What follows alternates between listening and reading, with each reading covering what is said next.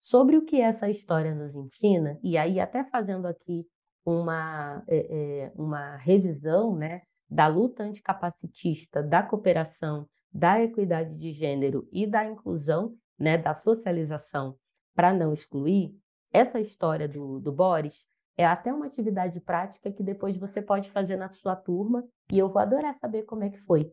Porque uma das coisas que a gente aprende com a história do Boris, e aí não só a história do Boris, a gente tem muitas outras histórias que falam sobre essa importância de olhar para esse indivíduo não se restringindo, se limitando somente a essa característica física que ele tem ou que ela tem, né? Como eu disse aqui antes, essa pessoa, esse estudante, ele é muito mais só do que a sua deficiência física. Então, quando a gente vai se dirigir a ele ou a ela, quando a gente vai pensar numa atividade, a gente não deveria ter como única narrativa o fato dessa pessoa ter uma deficiência física. No caso da história do Onde Está o Boris, por exemplo, a Belinda, que é essa estudante que tem essa personagem, desculpe, que tem uma deficiência física, vocês vão ver no decorrer da história que isso em nenhum momento é uma questão dentro desse grupo de amigos. E uma curiosidade, pessoal, todas essas crianças da história, todos os personagens, são meus amigos de infância. A Belinda realmente existia, ela é a Patrícia, né? E ela tem, né, essa deficiência física. Existia, não, existe. É uma pessoa muito querida na minha vida. E esse livro ele traz muitas memórias de infância para mim, porque quando a gente era criança, uma coisa que a gente não parava muito para pensar era na deficiência física da Patrícia, que no livro é a Belinda. Porque quando estava só a gente queria brincar, pular, a gente queria, né, como diziam os adultos, tocar o terror. Mas quando tinha algum adulto, isso começava a chamar a atenção, porque ela era aquela que todo mundo tinha muito cuidado, que tinha medo dela cair, dela se machucar. Então, isso é uma outra coisa também. Óbvio que a gente tem que ter cuidado, mas aquele exagero que eu falei no início, né, da gente ter cuidado para que numa intenção de ter cuidado e de incluir, a gente acaba reforçando ou trazendo um destaque muito maior a uma incapacidade e deixando de lado todas as potencialidades que essa pessoa tem. E aí o processo de socialização dessa criança, dessa pessoa, fica muito mais difícil, né? E, consequentemente, se não tem socialização, dificilmente vai ter inclusão. É fundamental que, para que a gente tenha inclusão, tenha socialização. Essas crianças, elas querem conviver, elas querem fazer parte dos grupos, das brincadeiras, elas não querem ficar lá numa redoma, né, protegidinhas, sem interagir com ninguém. Elas querem ter amigos, elas querem abraço, elas querem brincar, elas querem, enfim, fazer tudo que for possível elas fazerem. Isso é socializar. E quando a gente socializa, a gente inclui. Bem, falamos aqui das palavras-chave, falamos também de algo super importante, que é essa inclusão a partir de uma socialização. Eu queria muito que vocês também pensassem agora em algo que, de tudo que a gente já trouxe até aqui, que já aconteceu na escola de vocês. Seja voltada aí para a questão da inclusão ou da socialização, e o que vocês pensam, né? O que vem à cabeça de vocês, uma cena que tem a ver com essa inclusão que aconteceu a partir de uma socialização. Será que vocês recordam de alguma coisa que aconteceu na sala ou na escola de vocês e que teve a ver, né, onde a socialização, a convivência, os laços de afeto, relacionamento, ele foi fundamental? Conta aí depois, né? Pensa aí depois, se puder compartilhar com a gente. né? Vai ser muito bom saber. Eu falei um pouco sobre o anticapacitismo, mas é importante a gente saber os conceitos. Por isso que eu vou falar aqui agora sobre alguns conceitos bem importantes. Começando então pelo anticapacitismo. O capacitismo é uma forma de discriminação, na qual as pessoas com deficiência são taxadas como incapazes. Então, lembra aquilo que eu falei sobre pegar a deficiência da pessoa e reduzir, né, tudo aquilo que essa pessoa significa, tudo aquilo que ela faz, que ela é, que ela pensa, só a sua deficiência física. E aí eu vou trazer um outro exemplo. Certa vez eu estava num congresso e perguntaram, né, para uma pessoa que estava ali na mesa, né, de debate, eh, qual tinha sido a maior dificuldade para ela na época da escola, né? Qual teria sido ali a coisa mais difícil para essa pessoa. E essa pessoa, ela era deficiente física, ela tinha uma deficiência física, era uma pessoa cadeirante. E aí ela falou que ela tinha muita dificuldade, né, de andar dentro da escola sozinha. Ela queria ter mais autonomia, né, se ela quisesse ir para o pátio, enfim. E ela falou disso porque a escola dela, na época, tinha muita escada. E aí a pessoa que fez a pergunta comentou assim: mas assim, para você, na sua situação, qual era a matéria mais difícil? E aí essa pessoa que era cadeirante, né, que tinha essa deficiência física, ela coçou a cabeça e ela pensou: como assim? Né, ela falou: como assim? E aí a pessoa que fez a pergunta reforçou: no seu caso, né, você já tinha essa deficiência física desde a época da escola. Qual era a matéria mais difícil para você? Né? Então a pessoa estava relacionando a deficiência física, né, de não poder andar, com uma possível dificuldade em português, matemática, química, física, e não tinha nada a ver uma coisa com a outra, né? A pessoa aprendia como qualquer outro aluno, ainda que ela não pudesse andar. Então, uma coisa não tinha a ver com a outra. Um outro fato aqui também, né, sobre o anticapacitismo, que é importante a gente se dar conta quando a gente está falando de inclusão e de socialização, é o tema Libras, né? A gente sabe que o ensino de Libras o ensino e a aprendizagem de Libras é fundamental.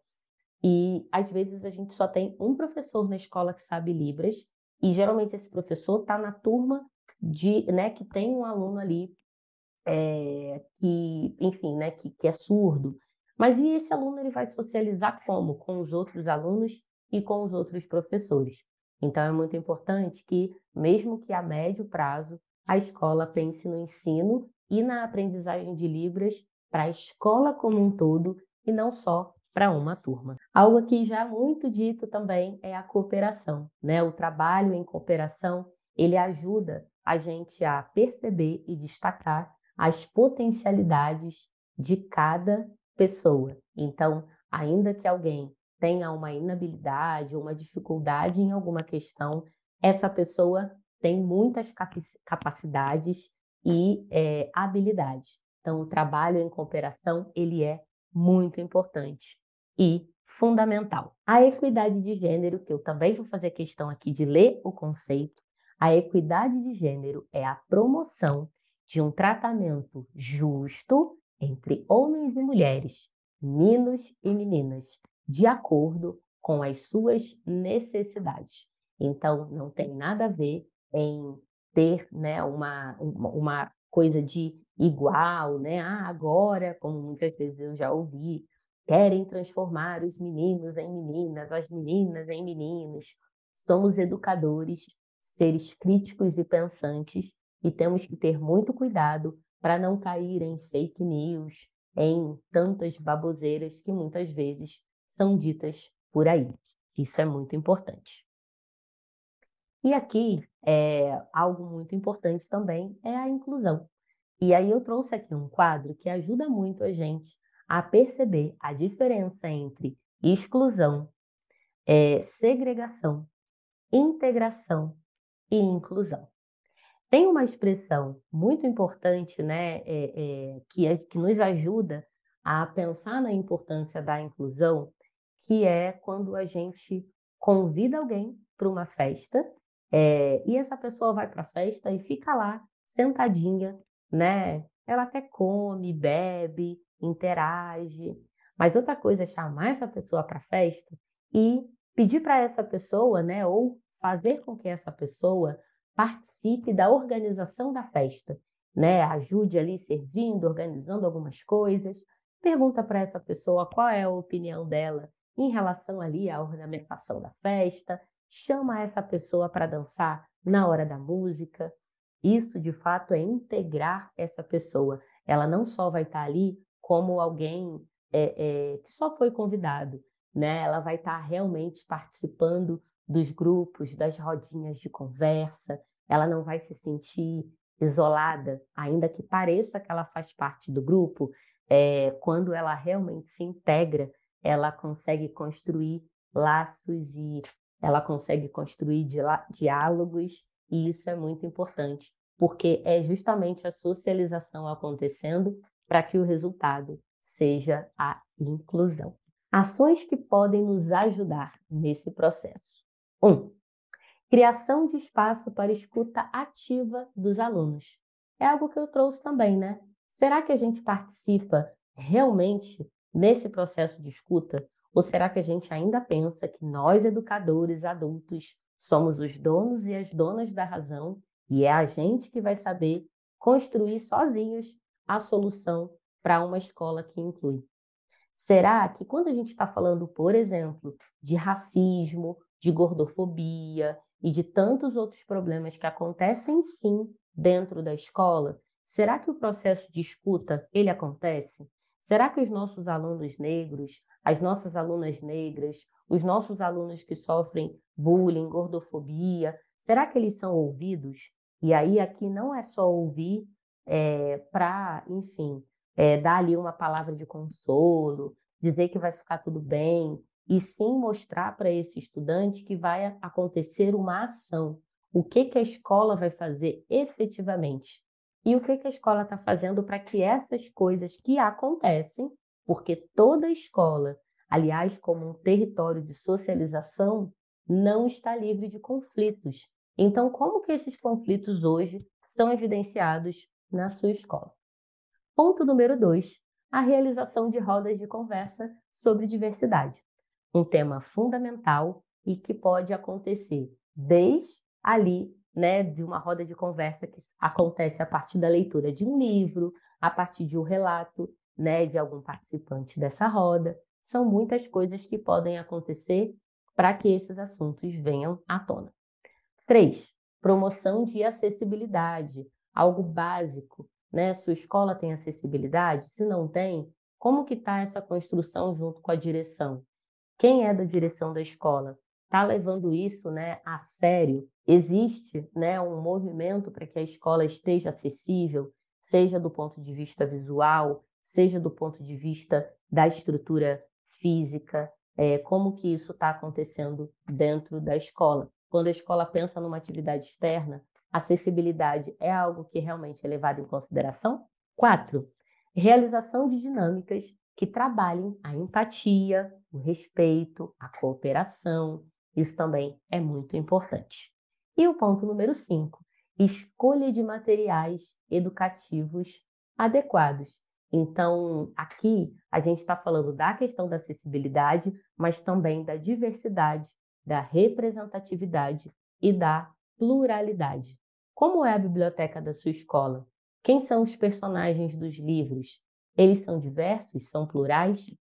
As pessoas que aparecem ali, as pessoas negras que aparecem nesse livro, elas aparecem de uma maneira positiva ou elas só aparecem retratando o processo de escravização? Quando a gente fala de pessoas com deficiência, elas aparecem de uma maneira pejorativa, de uma maneira desrespeitosa, de uma maneira que de alguma forma coloca essas pessoas só como deficientes físicas ou como deficientes, ou essas pessoas aparecem também mostrando e evidenciando as suas potencialidades. Os personagens nos livros eles estão sendo retratados de que forma? E principalmente os leitores desse livro, eles se deparam com esses personagens de que forma? Será que de uma maneira que realmente levanta a autoestima e mostra, né, essas possibilidades e perspectivas? Ou será que de uma maneira que reforça estereótipos, preconceitos e discriminação? Então, são coisas que a gente precisa estar muito atento. Agora, as atividades práticas. Como colocar tudo isso em prática? As atividades de leitura são atividades que ajudam muito, principalmente quando a gente está falando de atividades em grupo. Uma outra possibilidade que eu gosto muito também, e que as escolas às vezes fazem pouco, mas que poderiam fazer muito, é assistir ou um filme ou um desenho e depois fazer um bate-papo sobre o que acabou de ser visto. Geralmente as crianças adoram, os adolescentes também, e muitas escolas acabam transformando isso num grupo de estudo. Então você sempre tem um filme ou um desenho e depois um bate-papo sobre aquilo ali que a história apresentou. Quem ganhar o livro do Onde Está o Boris vai se deparar com esse encarte aqui, ó. Dentro do livro vem um material, que é esse daqui, que tem a ver com a história do livro, que dá para fazer uma série de atividades práticas sobre a história, sobre inclusão, sobre socialização, sobre diversidade, pluralidade, e que tem tudo a ver com os nossos personagens também. E eu acho que vai ser bem bacana, eu espero que vocês gostem muito. E para fechar, né, não posso aqui deixar de falar sobre a importância do afeto nesse processo. A cultura do afeto na educação não tem a ver só com dar beijo, abraço, carinho físico. Isso também é importante, mas a cultura do afeto significa que tudo que eu faço te afeta e tudo que você faz me afeta. Então, sabendo que eu te afeto, a minha responsabilidade para com você, ela vai ser maior. Então, tenha em mente, né, que a gente possa ter em mente que as nossas ações, as nossas escolhas, as nossas opiniões, dentro e fora da escola, elas afetam os nossos estudantes, né? Dentro da escola, todo o movimento que a gente faz de educar, seja ali dentro da sala de aula, seja na hora do recreio, tudo aquilo que a gente faz para com o nosso estudante, ele afeta, ele gera um impacto na vida desse estudante. Então, que a gente possa ter consciência disso na hora da tomada aí das nossas decisões. Bem, até a próxima. Eu espero que vocês tenham gostado, que a gente possa primeiro socializar, educando para não ser necessária, né, nenhum aí processo de exclusão, para que nenhum processo de exclusão aconteça. Então, que a gente possa socializar, educando e que isso seja suficiente para que a exclusão não aconteça. E que para todos os momentos ali onde a exclusão já aconteceu, que a gente realmente possa incluir também a partir da socialização, porque ela é fundamental para que essa inclusão ela seja legítima e que não seja uma inclusão ali fake ou maquiada só para parecer que realmente, né, as pessoas, as crianças estão convivendo com equidade, para que seja realmente algo verdadeiro e não só algo maquiado. Um grande abraço para vocês e até a próxima.